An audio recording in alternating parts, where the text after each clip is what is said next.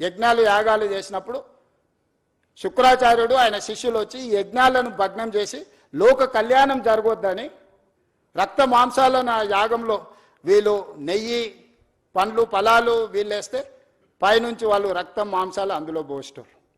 అయినా దేవతలు యజ్ఞాలు యాగాలు మానలేదే.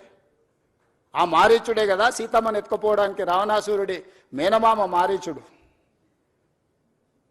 మేనమామను రావణాసురుడు కోరుకుంటే మారీచుడు మాయలేడి రూపంలో వచ్చి సీతను ఎత్తుకోవడానికి పోతే రాముడి చేతిలో మారీచుడు పోయిండు, సుబాహుడు పోయిండు, రావణాసురుడు పోయిండు, అందరు పోయిండు. లోక కళ్యాణం కోసం మంచి పనులు చేపట్టినప్పుడు సహకరించుకోవడానికి మీకు మనసు రాకపోతే పర్వాలేదు, అడ్డుకునే ప్రయత్నం చేయకండి దయచేసి. దయచేసి ఈ ప్రభుత్వం ఓపెన్గా మిమ్మల్ని వెల్కమ్ చేస్తుంది.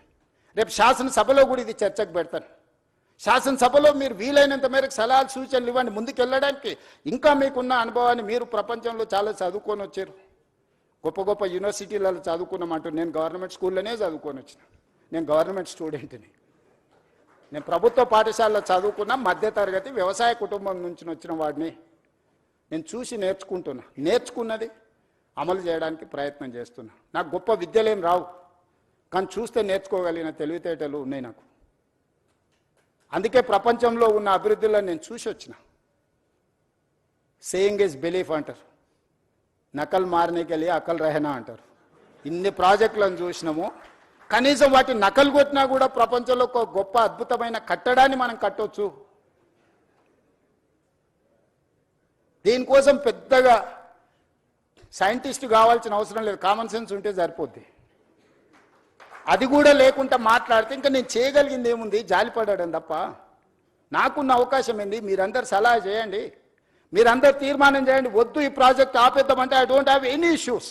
మీ అందరికి ఇష్టం లేని అభివృద్ధిని నేను ఎందుకు చేస్తాను? ఈ అభివృద్ధిని చేసి నేనేం నాతో పాటు తీసుకెళ్లేదు ఉందా? లేదే.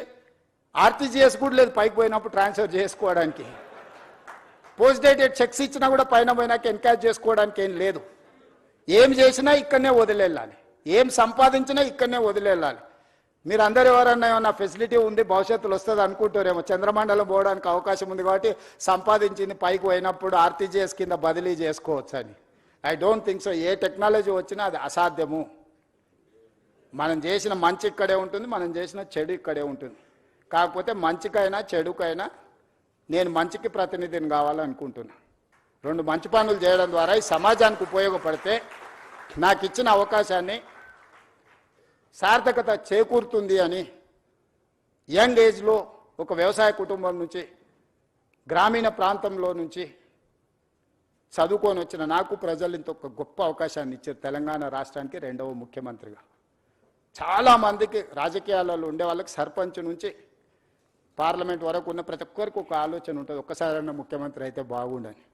కానీ నాకు దేవుడు 2వ ముఖ్యమంత్రిగా అవకాశం ఇచ్చిండు. 2 సంవత్సరాల 3 నెలలు చాలా మంచిగా పూర్తి చేసిన, ప్రణాళికలు సిద్ధం చేసిన.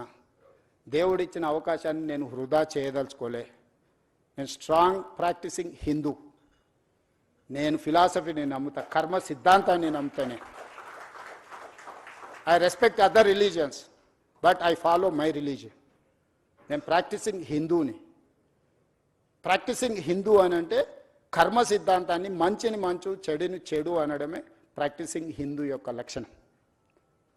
అందుకే ఈరోజు ఈ ప్రాజెక్ట్ ఎవరికి వ్యతిరేకం కాదు. ఈ ప్రాజెక్టు ఎవరి ఆస్తులను గుంజుకోవడానికి కాదు. ఈ ప్రాజెక్ట్ అనేది భవిష్యత్ తరాల కోసం మనందరం కలిసి నిర్మించుకుంటున్న ప్రాజెక్ట్. ఇది నా ఒక్కడి వల్ల కాదు.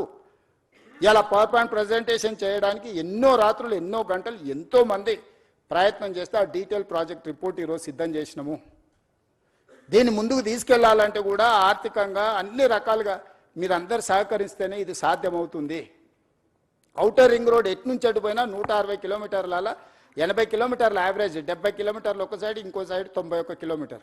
కానీ ఇట్లా మీరు డైరెక్ట్గా వెళ్తే వితిన్ 41 కిలోమీటర్స్, 35 కిలోమీటర్, 41 కిలోమీటర్స్లో హైదరాబాద్ ప్రతి ట్రాఫిక్ జామ్లో నుంచి ఒక ట్రంపెట్ క్రియేట్ చేస్తున్నాం. చార్మినార్ నుంచి